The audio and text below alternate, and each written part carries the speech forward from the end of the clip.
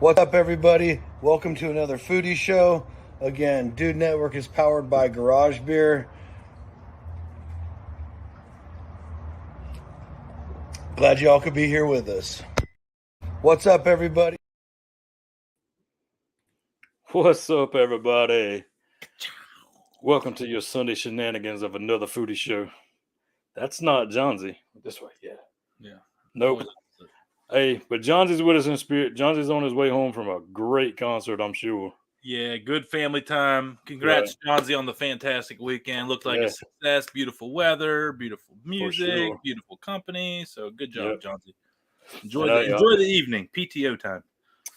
Exactly. We all get that PTO time. Yeah, you got unlimited PTO. Hey, man. I use mine every now and then. I'm have to use another PTO day here soon as well. I think you get like a bank of like 6 days for every show you do. I think that's the company. I think that's the company policies. Oh man, we're good. We're golden then.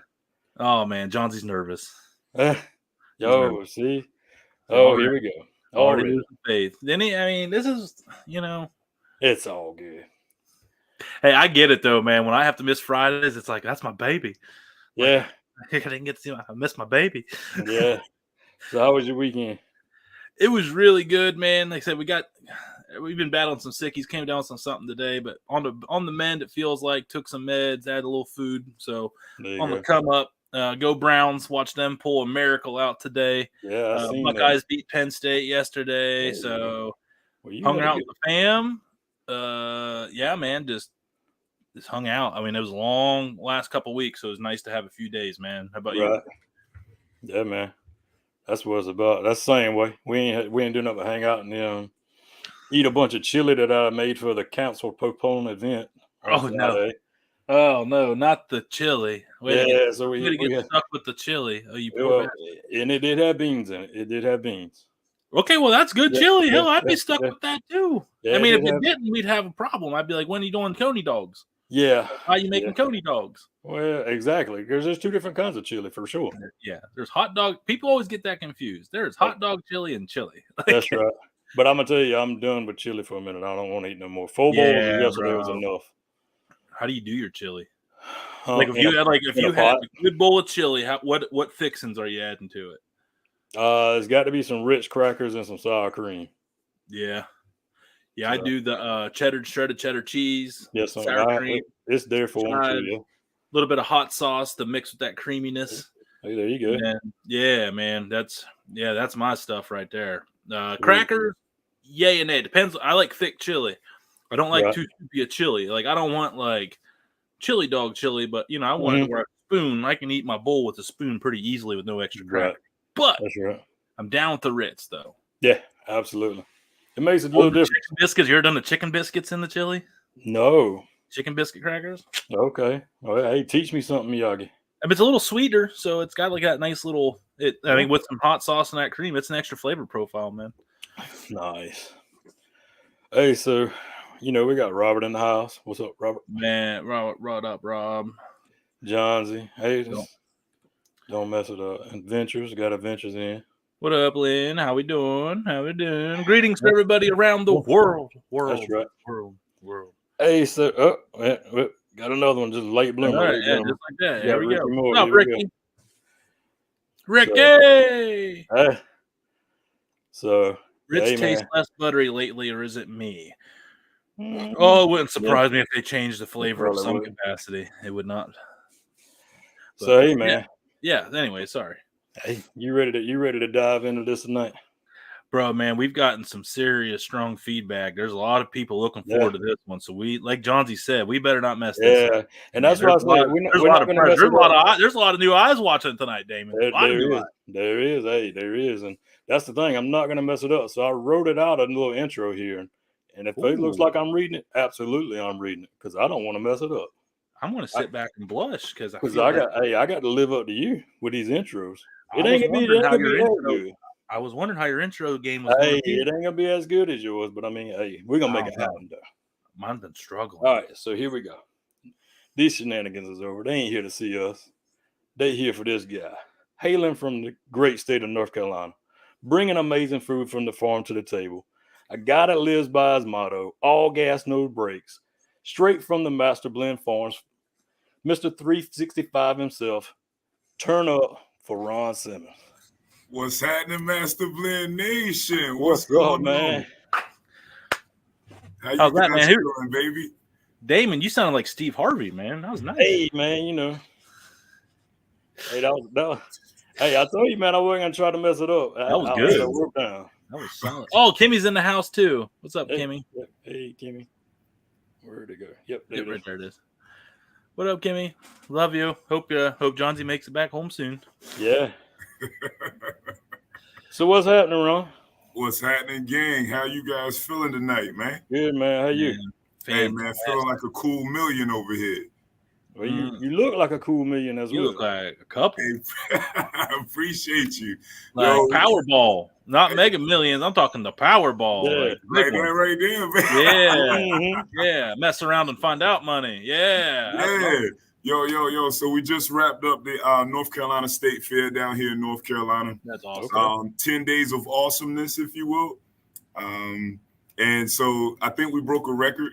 115,000 people, off the gate. So that was a beautiful thing. Had the Master Blend Nation in the building. So we were on the cooking stage. It was rocking real nice, serving up some of the awesome pork products that we render here from the farm, Yeah. And, I always say to everybody around the globe, thank you guys so much for the support, And then to you guys, Tony and Dane, thank you guys a million for allowing us in the building, baby. Hey. You're welcome anytime. No, thanks for yeah, seriously. Like, we're the ones that can't believe you said, you clearly didn't do any research for agreeing to this. So thank you. Man, all kinds of people, man. What's up? All these new people here, man. Just thank you so much for coming over here. Welcome to the like and subscribe. If you're looking for follow us everywhere. If you're looking for something serious, probably just need to keep on moving. But if you're looking for dumbassery and no point of direction, you found home. Your compass led you to the right way. Yeah. So, but yeah, man. So I know I'm excited to dive into everything here with you, because I grew up out in the country, farmer, grew up around in the Amish community. Pig farming is a real big thing, self-sustaining. So I'm excited to dive into the farm side of it here for you too. And I know Damon knows about your North Carolina life and your appearances and all that. So I know between both of us, man, we got a lot of invasive questions for you here tonight. So. Hey, it's all good, baby. We can work this. It's all good. Hey, but we'll keep it simple right off the jump. How did this all start for you? Yeah. So the cool thing, my father-in-law, I'll take it this way. So my father-in-law, he was getting ready to retire out of the farm scene. He had been doing it about 31 years, working a day job, trying to raise the family. And I caught myself trying to help him one day out in the garden. So we grow, like corn and tomatoes and all that cool stuff.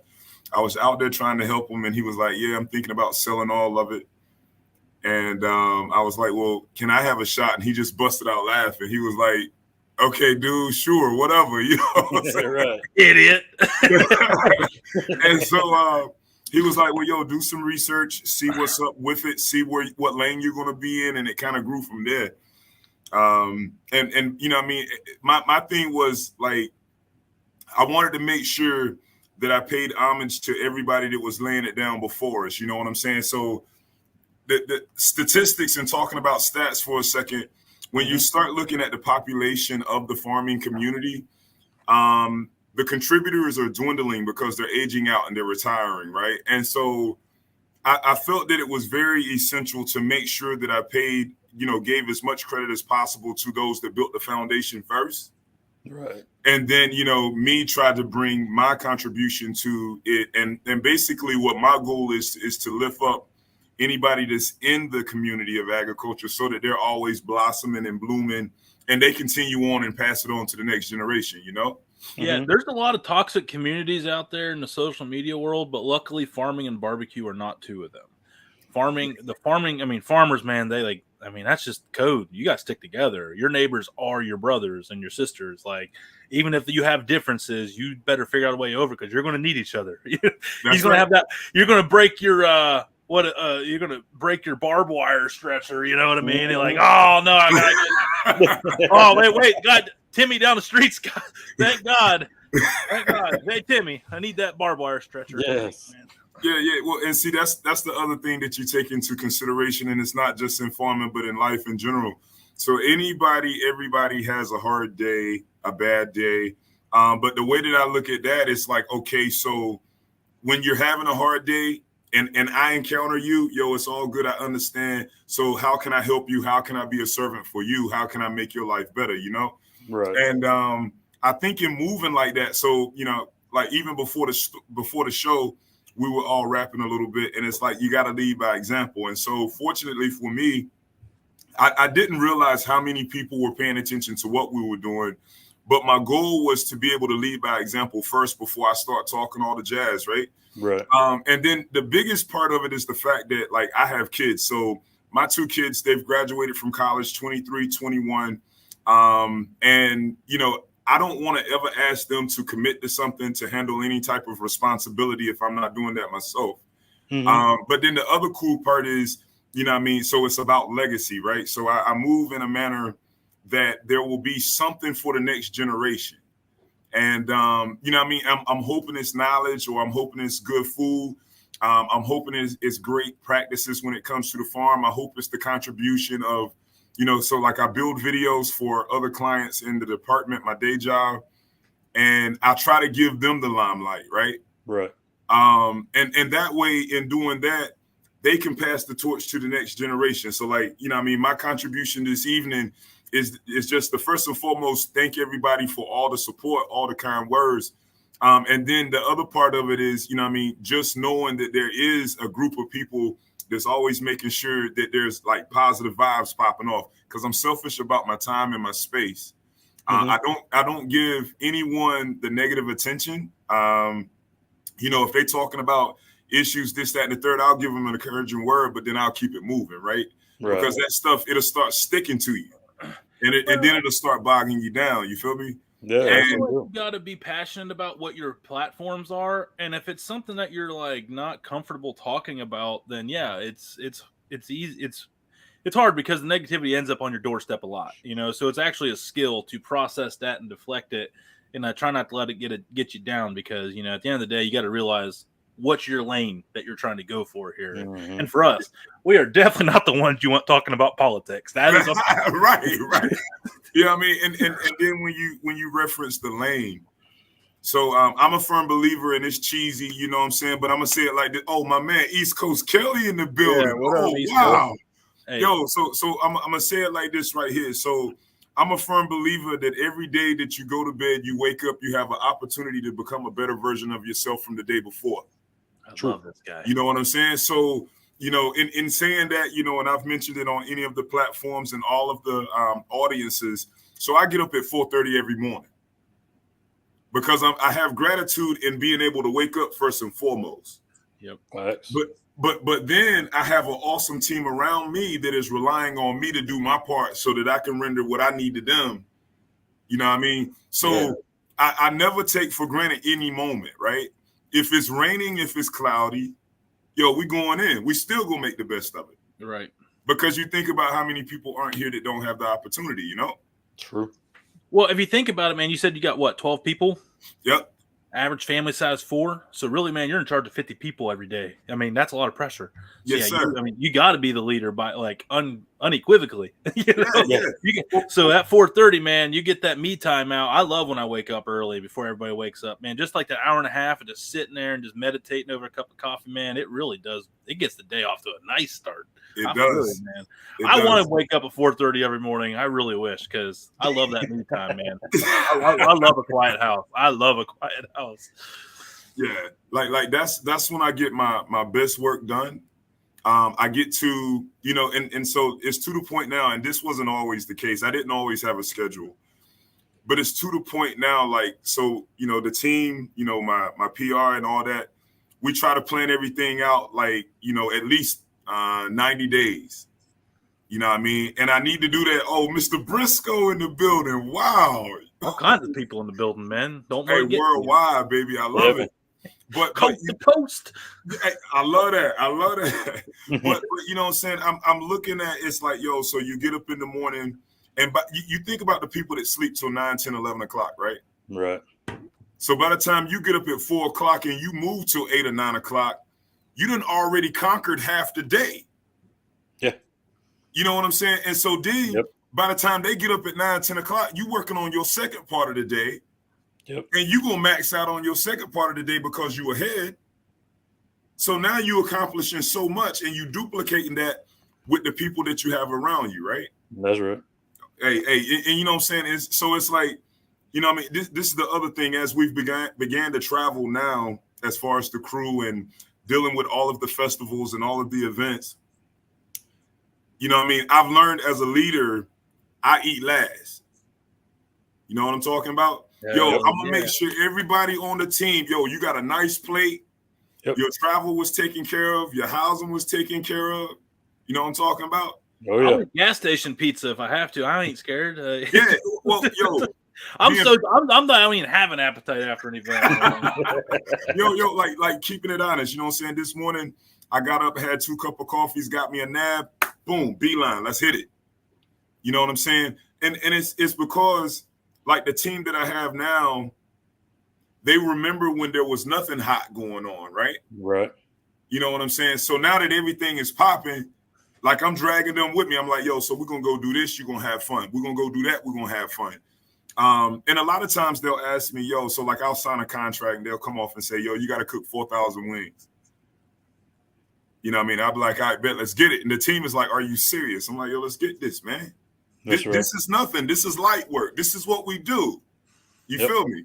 That's a lot of trimming. You'd be a wing trimming machine by the end of that, man. Hey, well, see, that's in your prep work. Mm-hmm. That prep work, everyone forgets about the prep, man. Yeah. So I talk about how? Sorry, real quick sidebar. I made wings today, and I didn't trim a damn thing, and it was amazing. I was like, hell yeah. But it's like, because I had one of my mentors tell me, so if you fail to plan, then you plan to fail. Mm-hmm. Right?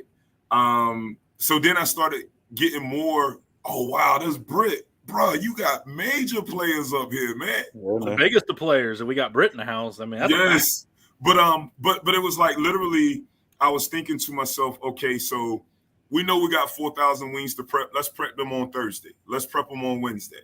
If we know we're going to be cooking on Saturday, because this is the thing too, I'm expecting something high level impact from my team, right? Mm-hmm. So I need you coming in well rested, feeling good, you know what I'm saying, full, ready to rock and roll. We don't know when we're going to eat again. True. But we do know we're going to deliver for everybody that paid the ticket to get in there. That's right.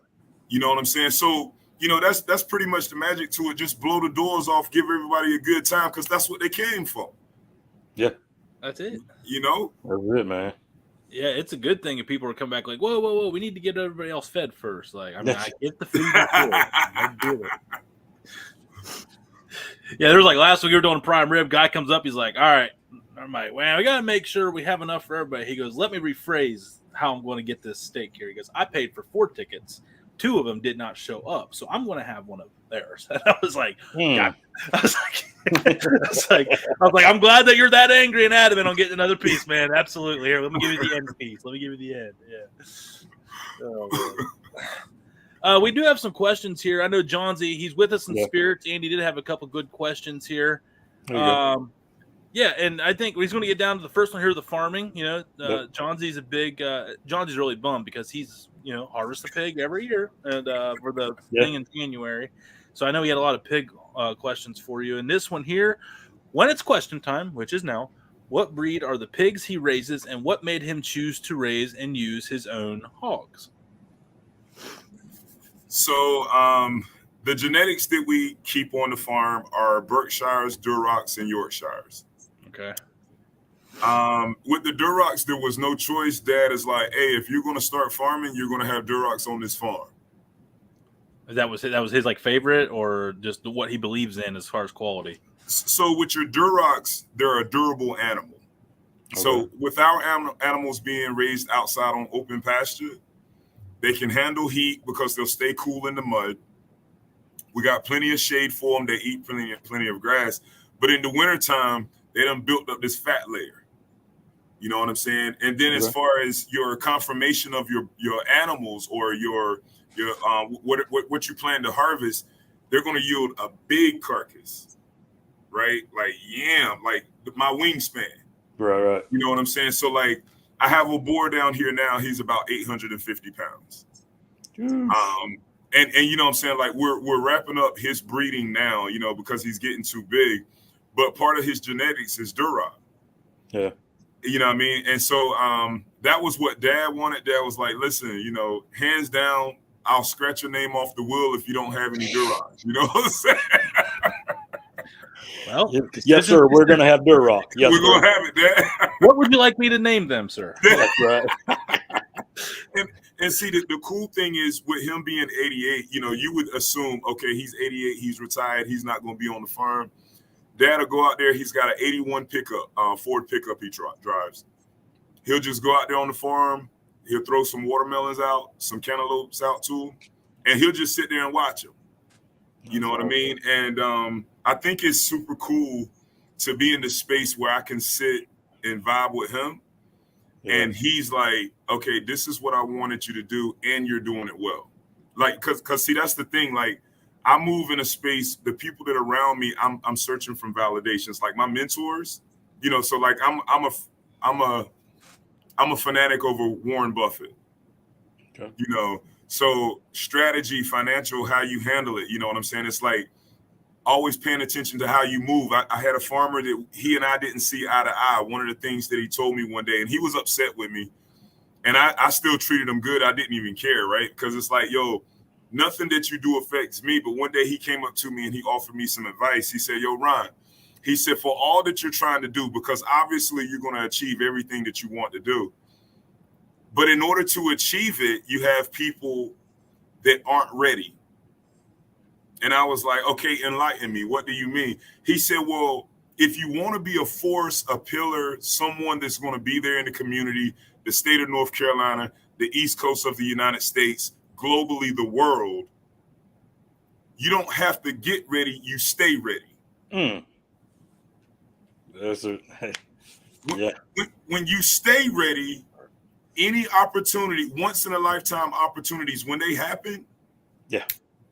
And they come out of left field, man. And they're normally, you never get a heads up on those. Right. Yeah. You know what I'm saying? So it's like with me, you know, like I like buying real estate now. And I'm talking farm stuff. I like buying real estate because I like seeing Dad take that 81 Ford pickup truck, driving across, hit a tree stump he didn't know was there, wham, you know what I'm saying? But he's looking out there and he's like, dude, I'm proud of you. And understand, when you're dealing with the old school generation, it's hard to get their approval. Right. They don't, if you get it, you almost like, uh-oh. Did you go to the doctor? Is everything all right?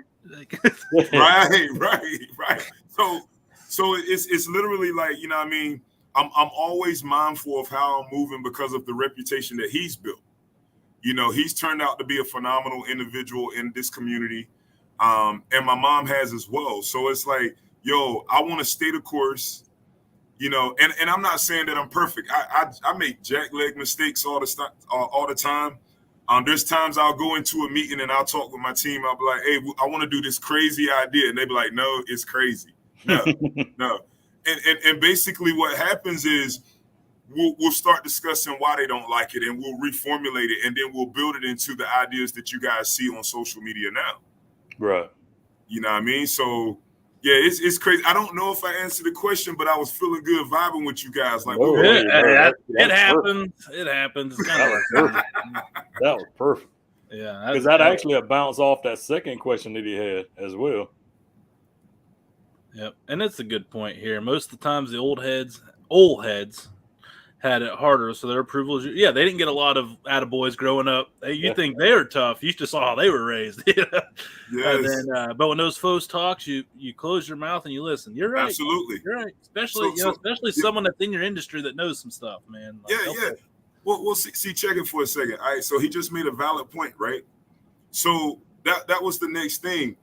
When I started observing who my next mentor was going to be, right? You have to observe. And one of my mentors told me, and he's super awesome. You know, he's done 40 plus years in the pork industry. At one time was the largest pork producer in the country. You know what I mean? And he said to me, he said, yo, Ron, he said, keep your enemies close. And I was like, really? Why is that? Why would you want to do that? Mm-hmm. He said, well, if you keep your enemies close and you listen, you observe, there's a moment where you guys may have the opportunity to become allies. And the example was, he was going to buy a fleet of trucks, a new fleet of trucks. I think he was buying 4 trucks, 4 tractor trailers, 40 tractor trailers. And his competition was going to buy like 20 tractor trailers. And they have been battling, you know what I'm saying? Yo, I'm going to beat you. No, you're going to beat me, blah, blah, blah. Mm-hmm. And one day he called him. He said, I want to take you to lunch. And the dude thought it was a joke. They sit down and they talk. And, of course, he's like, what do you want? And he was like, well, look, I heard that you were in the market for a new fleet of trucks. I'm in the market for a new fleet of trucks. You're only buying 20. I'm buying 40. But if we buy together, we'll get them at a cheaper price and buy 80. And I was like, oh, wow, bro, that's fire. You know what I'm saying? So old school is going to teach you stuff like that, right? Yep. Right. A lot of people have this mentality that the old school people, they're dated, so they don't know what's happening or whatever. But you got to realize, for society to get where it's at today, it was the old school that got us here. Yep. True. You know what I mean? All right, I'm going to chill with that. You know what I'm saying? No, I get you. No, I don't Nah. think. I think that's something we all can speak at a high level at, because I think we were all raised fairly similar from the sound of it, you know. But hey, we do have another food question here. This one from Ricky Moore at More to Grill. What's up, Ricky? Again, what's your favorite side to serve with your barbecue? So I'm gonna say this. So I love mac and cheese when it's super cheesy, right? Right. I love confetti slaw when it's beautiful and blooming in vibrant colors. But I'd have to say my favorite side that we've served that has been very successful for us has been our cheesy potatoes. And basically what we do, we get some red potatoes, we cut it into wedges, and it's got that red skin on it. Yeah. And then we put them bacon bits on it, and you know, we go ham on that, you know what I'm saying? Oh yeah. And then we run that cheese across it, and you get 2 different types of cheese that give you 2 color definitions, right? And so at this point, even if the customer is only getting the cheesy potatoes, they're still getting a slam inside, man. You know what I'm saying? Oh yeah, for real. Yeah, and then if you want to get freaky with it and just freak them out and say, well, look, let's do the ribs, let's do the pulled pork, let's do the smoked turkey. Now it's like, oh my God. I mean, the mac and cheese bowls are like, for anybody looking, like, I mean, you already know there's some margin. There's a little margin in the mac and cheese bowls. Right. And we had one more from Johnsy here too. How much of the food products he uses for him cooking does he grow himself? So is it just pork? What all are you growing on the homestead here that you use in your business? So to answer that question, let me say this here. There was a time when Master Blend was not popular. It was not relevant. No one knew what it was. Everybody laughed when they found out what it was. Mm-hmm. You know what I'm saying? And it was like, for a second, the world stood still. In saying that, the goal was to get this product to consumers any way possible, right? So I can't get you to buy it because you don't know what it is and you don't know who I am, and I'm a green thumb when it comes to farming. So what I started doing was we grabbed the food truck and we just cook food and give out samples.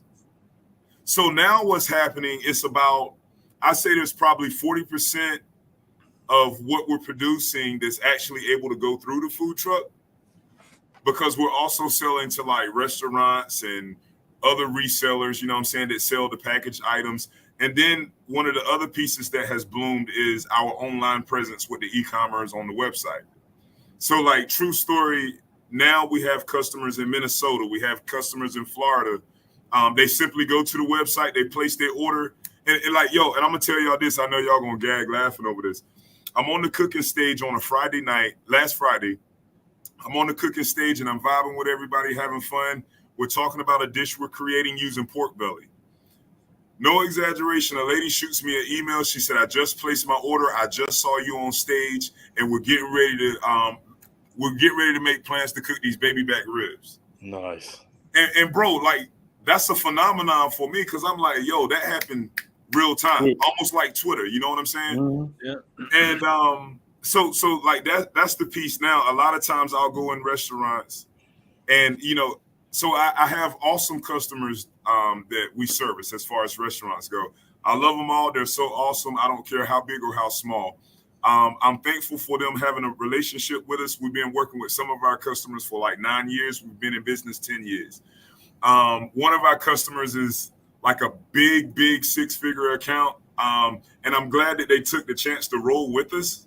Now, I want to share this guy with you guys too.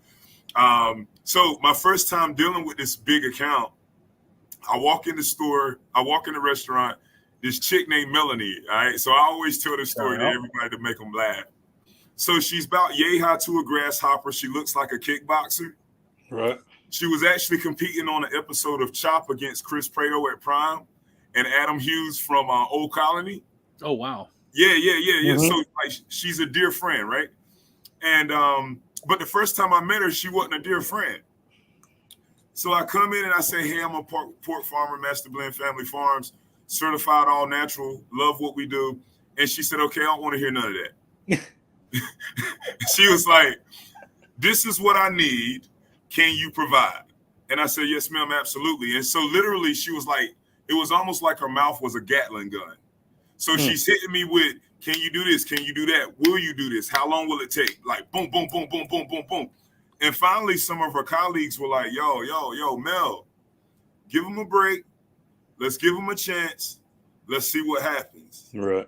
And that one gamble, that one opportunity was the deal that gave Master Blend the exposure that it needed. The restaurant we were sourcing the product to was the #1 barbecue restaurant in Raleigh, North Carolina for like 8-9 years straight.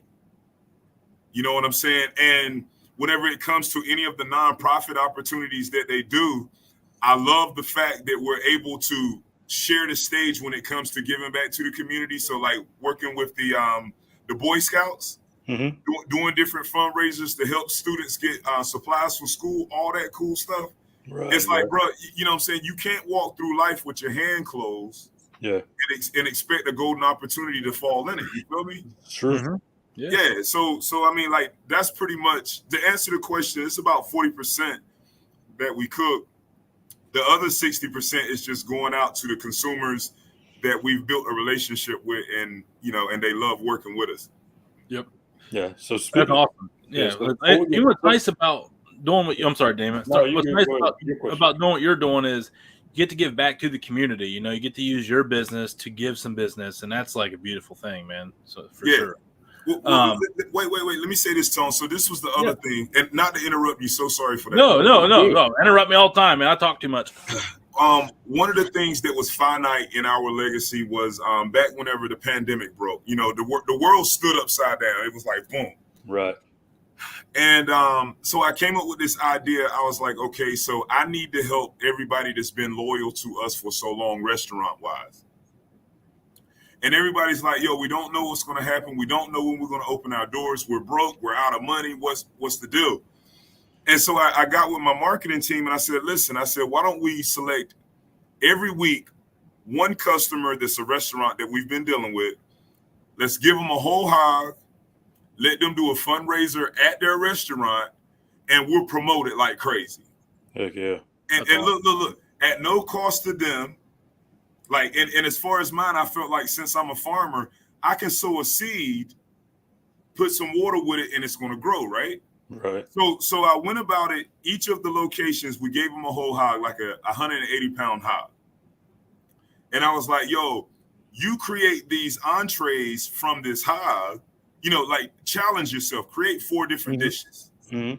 And then create a dessert to go with it. Sell your tickets nice price.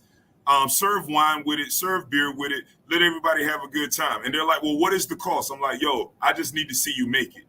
Right. You know what I'm saying? Because see, if you make it, I'm going to be good. That's right. You know what I mean? But now if you don't make it, now I got something to stress about. Yeah. You know what I mean? No, dude, that just goes to show your heart, man. I love your brain. I love man. I love everything about you, man. This For is amazing. sure. You got me ready to run through a freaking brick wall. He's like that football coach. He's getting you hyped up. I don't even feel sick no more, man. I'm about to start drinking from the bottle like a man. Feel like a little bitch boy without this guy in my life. Yes. Damn. Put me in, coach. Y'all run the mile. I want to sweat this bitch out tonight. Howl at the moon. We got a good one here. Hey, Ron. First, nice to meet you. As a fellow human trying to pull blood out of my stone of life over here, what's more important to you? Learn from others or teach others in your journeys? He's always got questions. I think the most important thing is to be able to learn. If you're always willing to learn, then you're able to teach. But if it's the other way around, you'll start running out of ammunition. You know what I'm saying? Yeah.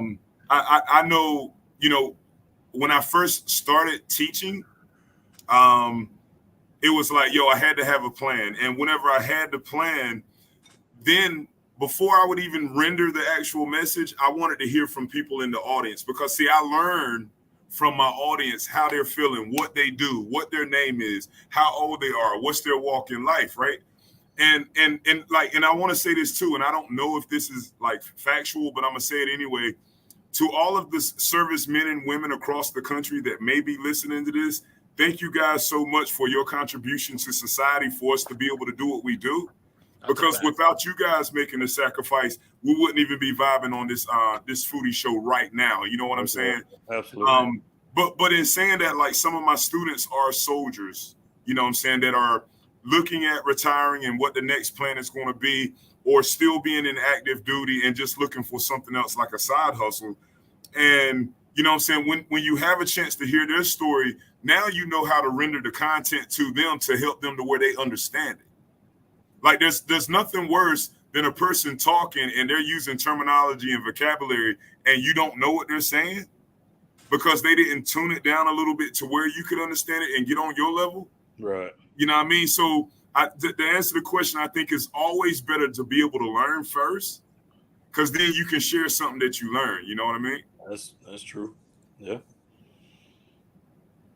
This is Damon's fault. Hey. This is Damon's fault. I don't have nothing to do with this.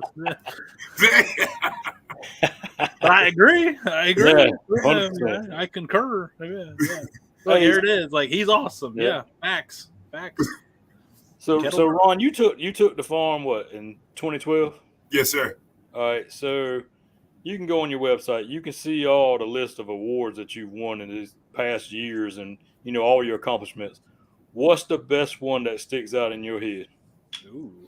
The best one for me was the 2016 Golden Star Award that I received for the community. And basically that is an individual that showcases, the contribution given back and not hesitating about giving back. And so that's been the most significant for me, because there's nothing like sitting down with somebody that talks about, man, I was struggling. It was this, that, and the third, and it's hard, and I want to give up. And I can say to him, yo, bro, I remember I was there too. There was a moment when there was nobody cheering me on, but I kept going, right? Right. And the cheesy story, so like nobody ever wants to hear this story. 1 o'clock in the morning, 2 o'clock in the morning, you got to haul hogs to the market to have them processed, ready for the restaurants. Mm-hmm. You get back by 4:30, 5 o'clock. You wash, smell good a little bit, switch into another vehicle, go to work, right? And in saying that, let me say this here. There was a time, and I made a bet with my kids, and they won the bet, by the way. I told my kids, I said, so what I'm going to do, I'm going to work a full-time job. I'm going to run the farm full-time. I'm going to go to college part-time, and then I'm going to try my best to be dad. Right. And look, now the bet was I'm going to graduate at the same time you do. But see, my youngest daughter, she got me by the kahunas.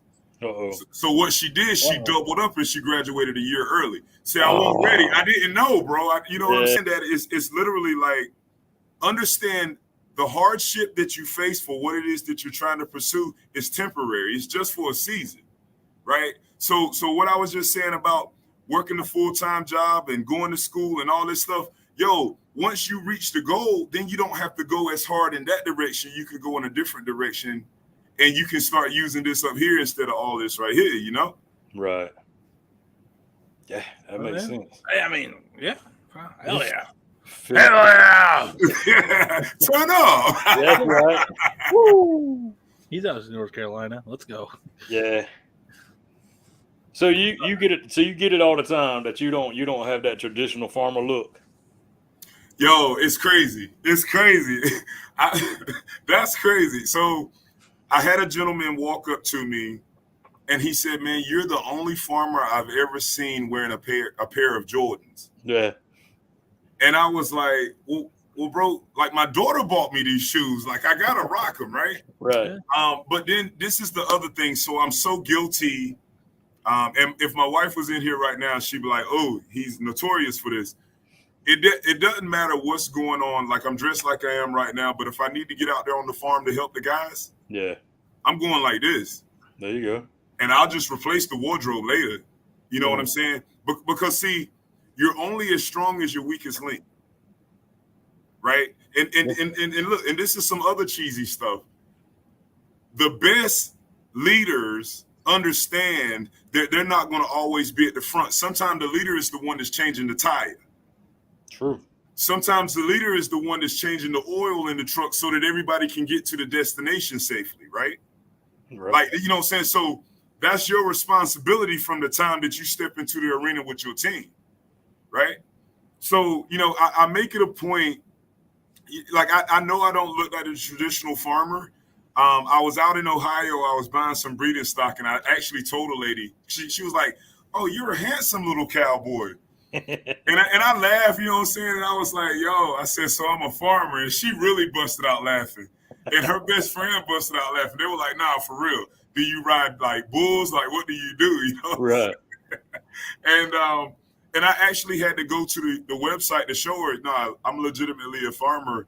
I hadn't always been like the biggest farmer or whatever, but, you know, I'm a farmer and I love what I do because I feel like the cool thing is one farmer in a community can make a difference. My granddad told me before he passed, one thing about farming, if you farm, you'll never starve. True. And I was like, yeah, I was like, this dude, because see, look, even if you're not making any money, you still got packaged goods that you can thaw out, put in the grill, and go ahead and cook. You know what I'm saying? Like I know with some bread and some smoked sausage, it might not be what everybody in the house wants, but if they don't want their stomach to be grumbling, they're gonna eat. Go ahead and put some mustard on that. You feel right. me? Yeah, mustard. Yeah. I know a thing or two about making a good old. What you know about that, Tony? What you know? Man, I get a little crap though because I like ketchup and mustard with some white onions. Hell yeah, like that's. And if I can put I'll treat a sausage just like a chili dog, man. I'll put some chili on there, some white onions, ketchup, and mustard on the bottom of the bun, and let me go. Just let me do it. I'm about to have an experience. Leave me alone. I need 5 to 10.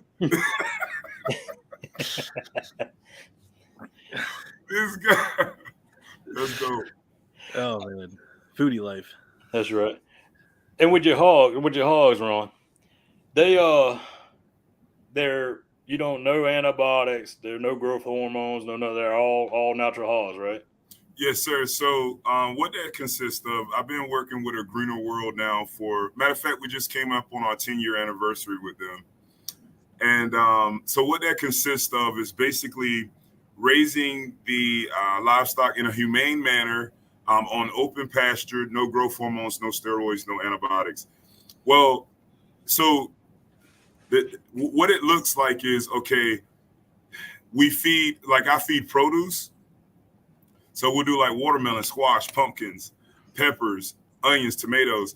But then in the same sense, we also use a non-GMO feed. And so with that, like there's nothing synthetic in it. It's all like real whole oats type stuff. And because of the relationships that we have with the restaurants, we're not having to keep these hogs, a year, 2 years, as far as what's going to the market, what you're harvesting. So typically within, it's somewhere around like 4.5, 5 months. Mm-hmm.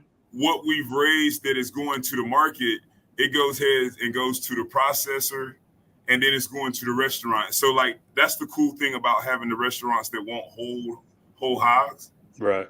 You know what I'm saying? They've established a reputation with whole hog barbecue. So we render them the whole hog. And we have a window that we're working with. We're trying to have that hog between 150 and 180 dress weight. Mm-hmm. And that way they get a good yield off of what they're cooking down to be able to serve to everybody, right? And you can do pulled pork or you can do whole or do chop. Mm-hmm. And then I think the other thing is when it comes to the farm piece with the livestock, so the Durocs, there are times when they get a little aggressive. So like if they have, just say they got 12 baby pigs running around, mama don't want you just playing around her baby pigs any kind of way. Yeah. So a lot of times when we know that she's getting ready to have piglets, we'll put her on a pasture by herself. Okay. So she doesn't have anybody bothering her baby. You know what I'm saying? Oh, and you know what I'm saying? And then we rotate them from one pasture to the next. So that way we always have some good vegetation with a decent root system. So it can actually sustain the livestock as they're going to graze on it. Okay. So I have a question for you on the pigs, man. When I grew up, like I said, around Amish that grew pigs, you know, one breed they grew a lot of and harvested was the potbelly pigs. Yeah. Do you know why? Is it because of like the fat content or what? Or is it just because it's smaller and it's enough to feed a family more realistically and it's easier to maintain? Why a miniature pig? Well, I'll definitely go with the size of it. So understand when customers call me and they place an order for a barbecue pig, the first thing that they're asking is, how small of a pig can I get? And the smallest that we can render to the public is a 60-pound. Mm-hmm. And you know that you're going to get maybe 40% of that back as far as something that you can consume. Right. Right. So you don't have a lot of waste. Right. And so I would say that might be the reason. So you're able to get what you need. You're able to get that lard, maybe. Now on the sidebar, we've had some that were potbellies, but they didn't grow out well. Yeah. And so it was like a one term, like a year. They were in and they were right back out. You know what I mean? Yeah. Because it's it's almost like a pet. Yeah, that's why it was weird. Like, yeah, they were like so friendly, man. Like, but yeah, they would kill them bitches every fall.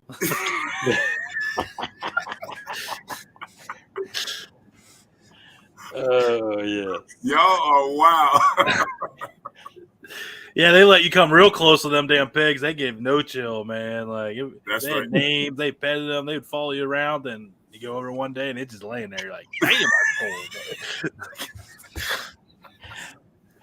Oh man, Amish are cold blooded, and it comes to that kind of shit, dude. Yeah, I don't care. Get them, Dave. Get them, man. Yeah, no, hey, I got stories for days, man. For sure. Yeah, they'll let. They're just like, yeah, I'll play with the cows, whatever. I'm like, I want to kill it in the fall, but I want to ride it in the meantime. Like, I'm like, what?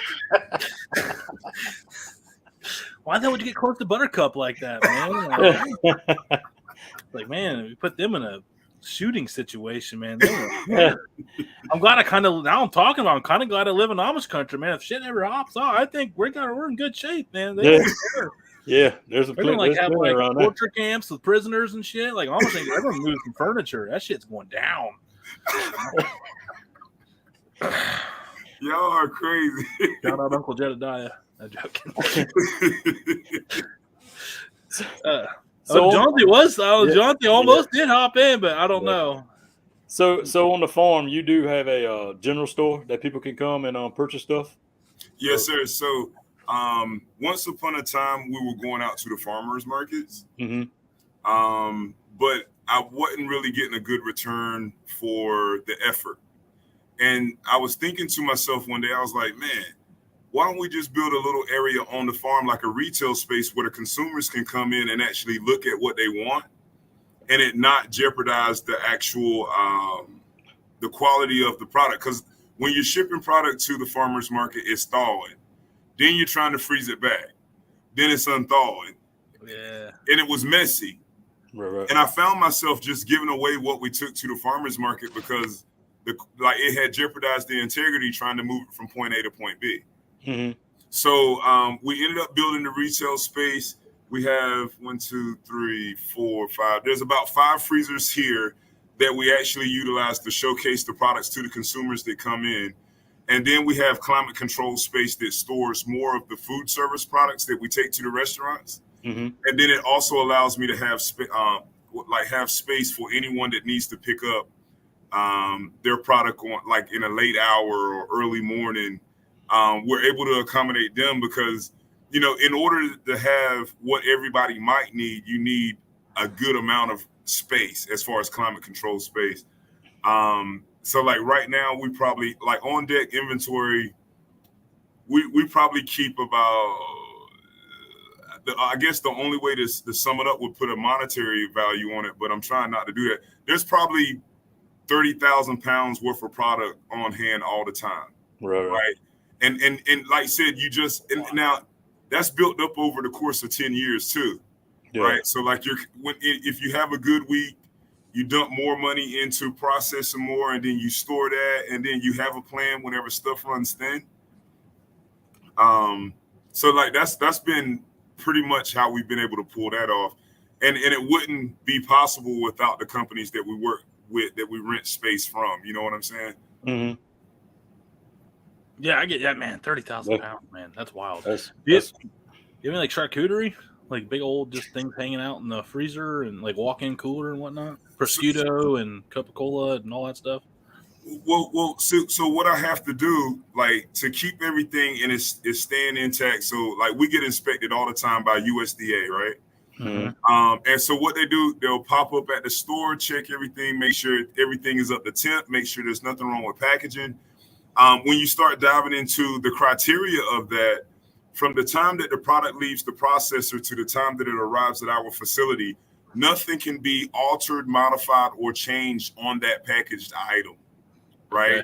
So if you've messed with any of that, and then your inspector comes in, it's not good for the public. It's not released to the public. You have to consume it yourself or just destroy it.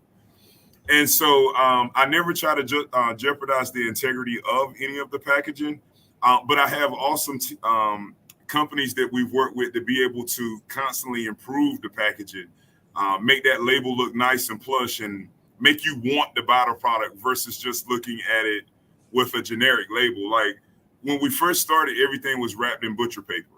Mm-hmm. The issue that we ran into to that was the consumer couldn't see the product because it was wrapped in butcher paper. Right. So then we went to vacuum seal, but it had a generic label on it. And I was like, well, I still wouldn't buy it even though I could see it because it don't have a nice looking label on it. Because when I go to the grocery store, everything that has a nice label, I almost want to buy it, right? Mm-hmm. So we started working with a graphics team. They started enhancing everything. We started working with a greener world. We had questions. And then technology took a jump, and the world came up with the QR code. Mm. So now when we're, like I said, the example today, so we're cooking on stage, people have questions about the product. You give them the label off the package, they scan the QR code, holy cow. You know what I mean? So yeah, it's been a long time coming, but it's been so awesome doing this, man. Oh. As real quick here from a farmer, Dalton Farms, proud partner of the Dude Network. In your state, is it just USDA or do you have county health department as well? State by state comparison. I love it. So it varies state by state, right? But the cool thing is you can either go state or you can go federal. So so just for the record, I told the team, I was like, let's get inspected so we can go federal. And they were like, well, why do you want to go federal? And I was like, because I want to go international. And they were like, why do you want to go international? You're too small. And I was like, well, today I'm small. But 4 years from now, I might just be big enough to jump over the threshold to be significant. That's right. It's all about just getting your ducks in a row, man. Preparing yourself for that moment, like you said, man. Just being ready. Stay ready. You get a big distribution deal. You're like, you're ready, man. Like, I love it. Yep. So like, this is a funny. I pray to the goodness that the county inspector isn't on this. So, so there was a time. There was a time that the county inspector realized that we were federal, so everybody was checking us. Mm-hmm. But then when they looked at the establishment number on the packaging of the products and how it was put together, they were like, yo, this is out of our jurisdiction, so we're going to pass you over to the federal side. And I was like, okay, cool. So the federal inspector, they'll come here and check, but then they'll also go to the packaging plants that we work with. So we work with maybe 4 different packers. And the reason that I established those dynamics was because each of the processors specialized in a particular item. Mm-hmm. And I wanted to have all the items. I didn't want to just the best of each. The best of each. The best of each. Yes. So, you know what I mean? It got to the point we started doing cured items, country hams and stuff like that. Okay. Well, in order to deal with the country ham, I had to go to a different packer because the facility that I was dealing with didn't have a HACCP plan in place, which is what you have to deal with the federal side. Okay. So over time, it just started snowballing. It just started evolving. And it like now, if the county people come in, it's cool. It's all love. And if we cooking on the grill, I'm like, yo, come get you something to eat while you here doing this, right? That's right. I offered that to mine, and they said that is bribery. And I was like, well, I was like, you're lost. I was like, I was going to give you brisket. Yeah. Well, you see, so a lot of times, if people just pop up, there's an audience here anyway, right? Right. And so it's like, well, man, we got 4 racks of ribs on the grill, and we about to cut them up. We can offer it to them. They ain't got to drink it. They ain't got to eat it. You know what I'm saying? But it's there if they want it. Yeah. And so like I'm fortunate now. My inspector, man. So I don't know if she just was having a hard day the first time that I met her. But it's like now I'll see her, we'll take selfies together, which is crazy. Like I don't know how that happened. But her name is Melanie as well. She's so super duper awesome, man. And it's like now she'll text me, hey, I'm coming through. I'm like, yes, ma'am. Or she'll be like, hey, are you in Raleigh? I want to come check you out. I'm like, yes, ma'am. And I think the other cool thing was when she started seeing our product in different cities. So like, you know, she would check another client and our product would be there that's about to go out for distribution. And she'd be like, oh my God, I didn't know you had product here. And I was like, yeah, working on it. And you know, anytime you're trying to get on a new endeavor, it might take 6 months to launch it, right? Right. So, you know what I mean? It was like whenever she started seeing that I was cool with sticking to the criteria. But then she also knew like I had ambition and I was driving and I was trying to become a phenomenon, right? Mm-hmm. And so now she's like, high five, great job. And I'm like, thank you so much. You're so awesome. You know? That's right. Keep that good relationship for sure. Absolutely.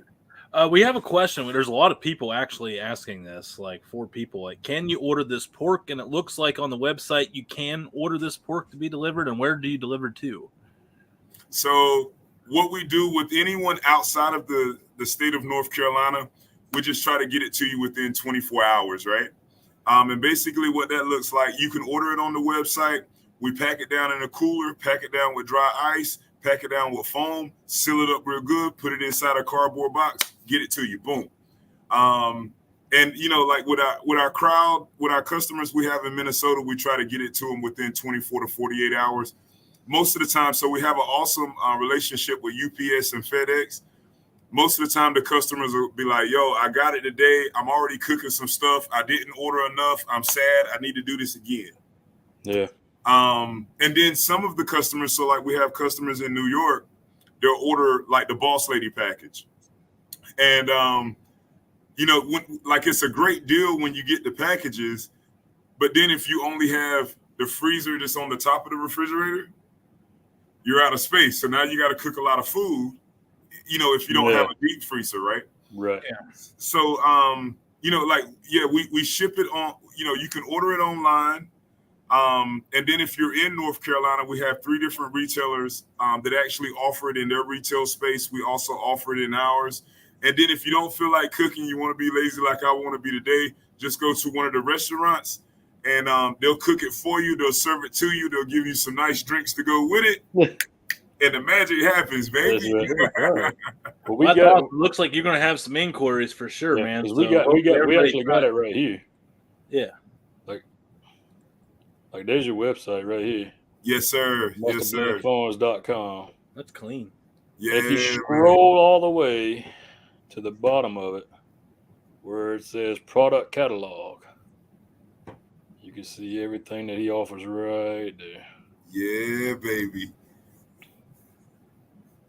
Yep. Hell yeah. Whole hogs. You can get whole hogs. That's cool that you can like. It's amazing how hard people have a hard time finding whole hogs. Yeah.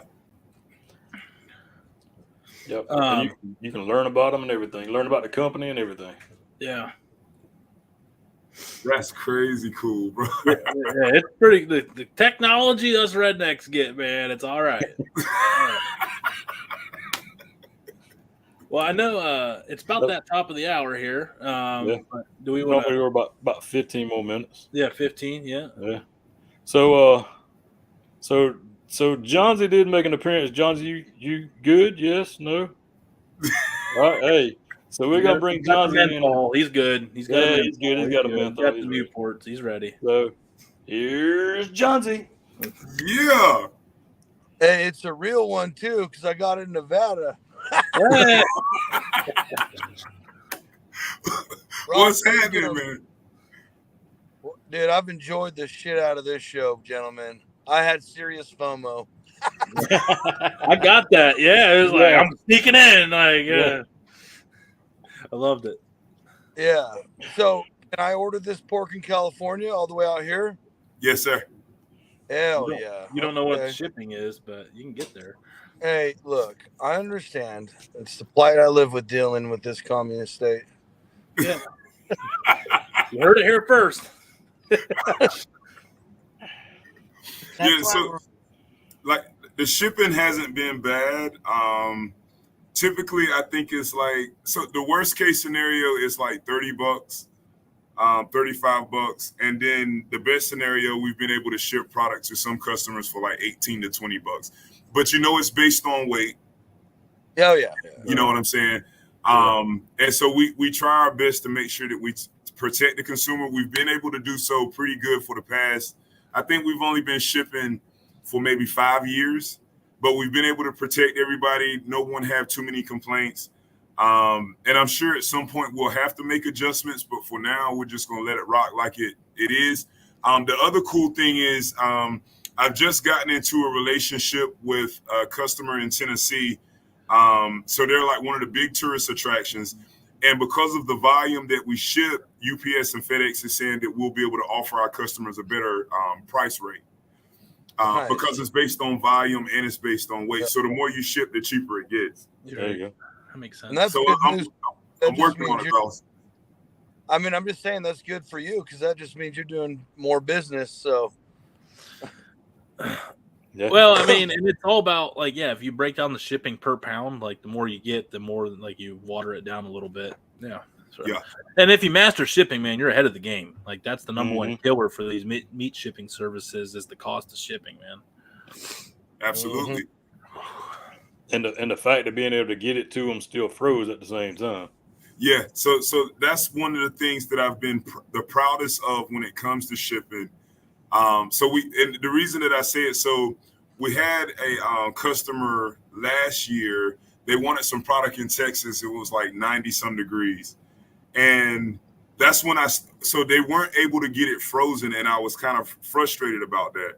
So then what we started doing was I started working it more on my end and trying to push it on the 24-hour spin. Cause like we were literally shipping product in like 2 days and people were satisfied. But that one customer that we had in Texas, they were like, yo, it's not frozen. And I was like, I got a fix for it. So I immediately like turned the knob a little more with UPS and FedEx.